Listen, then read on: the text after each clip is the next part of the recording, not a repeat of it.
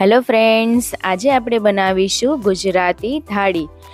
આ ફૂલ ડીશ આપણે ઘરનું કામ કરતા મેનેજમેન્ટ સાથે મહેમાન આવે ત્યારે ઓછા સમયમાં ઘરે કઈ રીતે બનાવીએ એ આજે આપણે આ વિડીયોમાં જોશું। તો ગુજરાતી થાળીમાં છે દાળ, ભાત, શાક, રોટલી, મગની દાળના ખમણ અને શ્રીખંડ। સૌથી પહેલાં સવારે મેં દહીં જે પોટલીમાં બાંધ્યું હતું કે કાપડમાં બાંધીને આ રીતે ઉપર વજનવાળી વસ્તુ રાખી દીધી હતી અને કામ કરીને પછી મગની દાળના ઢોકળા બનાવ્યા હતા અને જેની રેસીપી મેં તમને પહેલાં જ યુટ્યુબ પર મૂકી દીધી છે, તો એ તમે જઈને જોઈ શકો છો। તો હવે આપણે રેસીપીની શરૂઆત કરીએ। તો અહીં મેં રીંગણ બટેકા કટ કરી લીધા છે। આ રીતે શાકભાજી કટ થઈ જાય સાથે સાથે આપણે ટમેટા પણ સમારી લેવાના છે। હવે આમાં મેં થોડી લીલી તુવેર પણ એડ કરવાની છું, તો થોડી આપણે લીલી તુવેર એડ કરશું શાકમાં। જો તમારી પાસે વટાણા અવેલેબલ હોય તો તમે વટાણા પણ એડ કરી શકો છો। અને હવે મેં કુકરમાં લઈશ 1 વાટકી જેટલી તુવેર દાળ। આ દાળ ભાત માટે છે, તો એને મેં ધોઈ લીધી છે સારી રીતે। તો હવે એમાં આપણે 1 લોટો પાણી એડ કરશું। આ 1 લોટો પાણી એડ કરશું, પછી આમાં આપણે થોડા ટમેટા એડ કરશું અને થોડા આપણે શાક માટે રહેવા દેશું। ટમેટા એડ થઈ જાય પછી આમાં આપણે થોડું મીઠું એડ કરશું, દાળ પૂરતું, થોડી હળદર અને તજ લવિંગનો ભૂકો અહીંયા છે એ એડ કરશું અને કુકર ઢાંકીને આપણે એની 3 સીટી વગાડી લેવાની છે। હવે બીજી બાજુ આપણે શાકનો વઘાર કરી લઈએ। શાક માટે મેં અહીંયા 2 ટેબલસ્પૂન તેલ નાખી તેમાં જીરું અને રાઈ એડ કરીશ અને થોડી હળદર એડ કરીને થોડા ટમેટા એડ કરી દેવાના છે।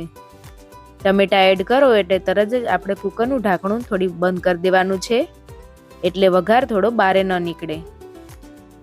પછી એમાં આપણે શાક બધું એડ કરી દઈશું અને એમાં થોડી હળદર, શાક પ્રમાણે મીઠું, લાલ મરચું અને શાકને આપણે હલાવી લઈશું।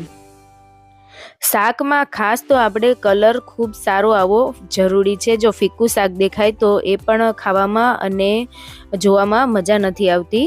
અને થોડી આપણે આમાં સાકર એડ કરશું જાતી વાતી અને થોડી વાર ઢાંકણું આપણે ઢાંકી દઈશું 5 મિનિટ માટે। અને અહીંયા આપણે મેં બાસમતી ચોખા લીધા છે, જેને મેં સારી રીતે ધોઈ લીધા છે, 1 કપ જેટલા છે। તો એને 1 ગ્લાસ પાણી એડ કરીશ અને થોડી વાર આપણે આ ભાતને પલાળી રાખવાના છે। તો 1 ગ્લાસ ઉપર અહીંયા થોડું પાણી મેં એડ કર્યું છે। હવે આને ઢાંકીને 10 થી 15 મિનિટ માટે રહેવા દેશું। હવે શાકમાં પણ આપણે ચમચો ફેરવી લેશું। થોડી વાર આ રીતે શાકને બંધ કરીને રાખવાથી શાકમાં સ્વાદ ખૂબ સારો આવે છે। તો ખાસ કોઈ બી તમે શાક બનાવો ત્યારે એને મસાલા કરીને થોડી વાર માટે ઢાંકી દેવાનું છે। હવે આમાં 1 ગ્લાસ જેટલું મેં પાણી એડ કરીશ અને ઢાંકીને મીડિયમ ગેસ ઉપર રહેવા દઈશ। અને અહીંયા દાળની પણ 3 સીટી થઈ ગઈ છે, તો ગેસ બંધ કરી દઈશું અને લોટ બાંધી લેશું। અને લોટમાં જો તમને ખ્યાલ ના આવે ક્યારેય તો આ રીતે જો તમે ગોયણા કરીને જોઈશો તો તમે જેટલી રોટલી કરવી હોય એ પ્રમાણે આ રીતે કુબલા કરીને જોઈ લેવું કે આ લોટમાંથી કેટલી રોટલી થશે। હવે તે લોટમાં આપણે થોડું તેલ એડ કરશું મોણ માટે અને થોડું પાણી એડ કરીને મીડિયમ સોફ્ટ લોટ બાંધી લેશું। અને રોટલીમાં પણ જો તમે અડધી કલાક કે પોણી કલાક પહેલાં જો લોટ બાંધીને રાખી દો તો એની રોટલી પણ એકદમ સારી અને સોફ્ટ બને છે। તો ખાસ જ્યારે રોટલી કરો ત્યારે અડધી કલાક પહેલાં જ લોટ બાંધી લેવાનો અને પછી બીજા બધા કામ કરવાના। જો તમને આજની આ કાઠિયાવાડી રેસીપી ગમી હોય તો જો તમે મારી ચેનલને બી સબસ્ક્રાઈબ ન કર્યું હોય તો પહેલાં સબસ્ક્રાઈબ કરી દેજો અને રેસીપીનો વિડીયો જો ગમે તો આગળ શેર કરજો।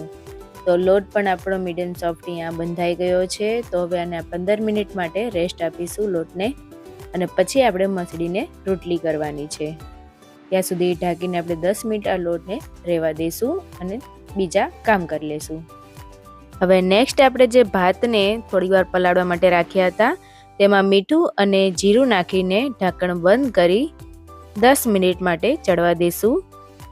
અહીંયા શાકની પણ આપણી સીટી બોલાઈ ગઈ છે અને મેં જે સવારે જે દહીં બાંધીને રાખ્યું હતું કાપડમાં તેને જોઈ લેશું. તો દહીંમાંથી પાણી એકદમ છૂટું પડી ગયું છે અને મઠો આપણો સરસ તૈયાર થઈ ગયો છે. તો હવે આપણે એક વાસણમાં કાઢી લેશું. હવે આમાં મેં ખાંડની રીત પણ તમને બતાવીશ અને આની ફૂલ રેસીપી પણ મેં ચેનલમાં મૂકી છે, તો અહીંયા પણ તમે જઈને જોઈ શકો છો. અહીંયા એક વાસણમાં, કોઈ બી વાસણમાં તમે આને સેટ કરી દો.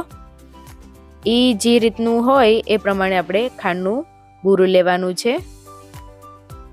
હવે અહીંયા વાટકામાં ભરતા થોડો જ વાટકો ખાલી રહ્યો છે, તો એ પ્રમાણે હવે આપણે ખાંડનું બુરું લેવાનું છે. હવે એને વાસણમાં એડ કરીને એ પ્રમાણે ખાંડ લેશું.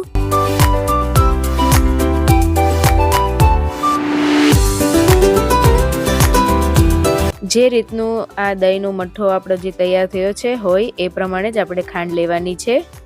બેઉ સરખા ભાગમાં લેવાનું છે. હવે બંને એડ કરી આપણે સરખું બરાબર મિક્સ કરી લેશું.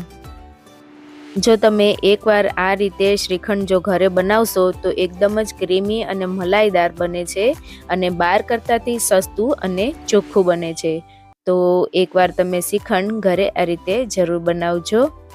તો બહારનું લાવવાનું પણ બંધ કરી દેશો. અને આમ પણ હવે બહારનું વધારે પડતું ભેળસેળવાળું ને એવું આવે છે, તો બહારનું વધારે ઓછું જ કરે છે.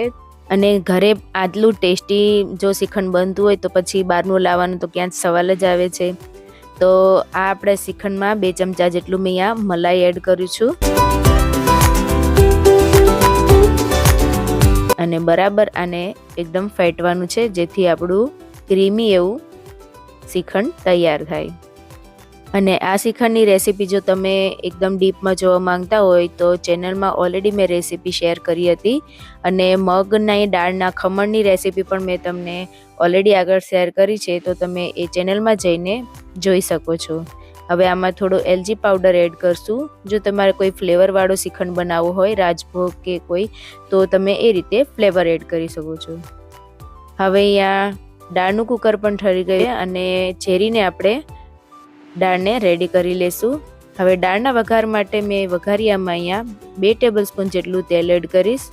તેમાં થોડો મેથી એડ કરશું. સૂકી મેથી થોડી બ્રાઉન થાય એટલે તેમાં રાઈ, જીરું એડ કરી થોડું સાતળવા દેશું. અને અહીંયા મેં લીધો છે દાળનો મસાલો, લાલ મરચું, હળદર, કસૂરી મેથી, સૂકું લાલ મરચું અને લીમડો. આની તૈયારી પહેલાં જ કરી લેવાની છે. હવે આ બધું આપણે તેલમાં એડ કરશું અને લીમડો પણ એડ કરી દઈશું અને દાળમાં એડ કરી આ રીતે ઢાંકણ બંધ કરી દઈશું. હવે અહીંયા ટેસ્ટી એવી ગુજરાતી દાળ પણ આપણી રેડી થઈ ગઈ છે અને ભાત પણ આપણા અહીંયા એક બાજુ ચડી ગયા છે. તમે જોઈ શકો છો બાસમતી ભાત છે એ આપણા એકદમ છૂટા અને સરસ મજાના તૈયાર થઈ ગયા છે. તો એની ગેસ પણ આપણે બંધ કરી દઈશું અને ગુજરાતી દાળને પણ ઉકળવા રાખી દીધી છે. એ પણ ઓલમોસ્ટ રેડી છે. આમાં ગોળ અને ખાંડ આપણે ગોળ અને લીંબુ આપણે નાખવાનું બાકી છે, તો થોડી ઉકાળી લેશું અને લાસ્ટમાં આપણે એડ કરશું. તો સર્વપ્રથમ તો મેં અહીંયા ધાણા એડ કર્યા છે. હવે ગેસ બંધ કરી દીધો છે અને અહીંયા મેં અડધું લીંબુ નીચવીશ અને થોડો આપણે ગોળ પણ એડ કરી દઈશું. ખાંડના બદલે જો ગોળ યુઝ થાય બધામાં તો એ બેસ્ટ છે. તો મેં દરેક દાળ બનાવું છું ત્યારે મેં દાળમાં ગોળ જ યુઝ કરું છું. અહીંયા રીંગણ બટેકાનું શાક પણ આપણું રેડી થઈ ગયું છે. તો ઉપરથી આપણે થોડું ધાણા જીરું અને ધાણા એડ કરશું. શાકમાં કોઈ પણ શાકમાં જો તમે ઉપરથી ધાણા જીરું એડ કરો તો એનો શાકનો ટેસ્ટ બહુ સારો આવે છે. તો તમે પણ એકવાર એ રીતે જરૂરથી ટ્રાય કરજો.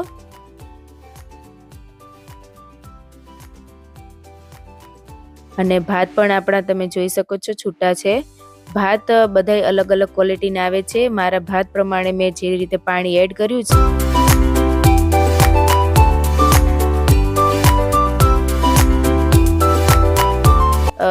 લોટ પણ આપણો અહીંયા રેડી થઈ ગયો છે. તો એને થોડું તેલ નાખીને મસળી લેશું.